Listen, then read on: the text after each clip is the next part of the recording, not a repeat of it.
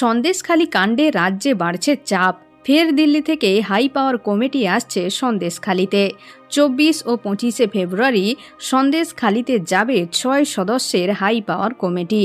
প্রতিনিধি দলে থাকছেন অবসরপ্রাপ্ত বিচারপতি, প্রাক্তন আইপিএস, মানবাধিকার কমিশনের আধিকারিকেরা। সন্দেশখালীর পাত্রপাড়া, মাঝের পাড়া, নতুন পাড়া, নমস্কার পাড়া সহ উত্তর 24 পরগনার বেশ কয়েকটি জায়গায় যাবেন প্রতিনিধি দলের সদস্যরা। সেই এলাকাগুলি পরিদর্শন করে স্থানীয় বাসিন্দাদের সঙ্গে কথা বলবেন। মঙ্গলবার সন্দেশখালীর মাটি ফের উত্তপ্ত। সন্দেশখালীতে ঢোকার চেষ্টা করেন শুভেন্দু, কিন্তু 144 ধারা জারি থাকার কারণ দেখিয়ে পুলিশ তাকে বাধা দেয়। সেখানে পুলিশের সঙ্গে বাকবিতণ্ডায় জড়িয়ে পড়েন তিনি। সঙ্গে ছিলেন অগ্নিমিত্রা পাল, শঙ্কর ঘোষেরা।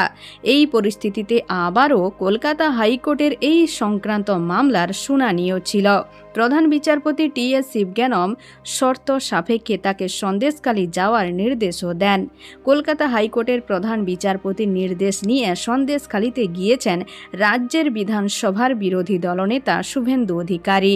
সন্দেশখালীতে গিয়েছেন বৃন্দা কারাতো। সেখানকার বাসিন্দাদের সঙ্গে কথা বলেছেন তারা। শুভেন্দুকে দেখে সন্দেশখালীর মানুষ পুষ্পবৃষ্টি করেছেন, শঙ্খও বাজান, উলুধ্বনিও দেন। মহিলারা শুভেন্দুর পায়ে পড়ে কাঁদতে থাকেন। গ্রামে পুলিশ ঢুকলে শুভেন্দু শাঁখ বাজানোর নিদানও দেন গ্রামের নির্যাতিত মহিলাদের। এর আগে সোমবারই সন্দেশখালীতে গিয়েছেন জাতীয় মহিলা কমিশনের চেয়ারপারসন রেখা শর্মা। তিনি তারপর রাজ্যপালের সঙ্গে দেখাও করেন। এবার সন্দেশখালীতে আসছেন হাই পাওয়ার কমিটি। এখন এই পর্যন্ত। আবারও দেখা হচ্ছে রাজনীতির পরবর্তী আপডেট নিয়ে। ধন্যবাদ।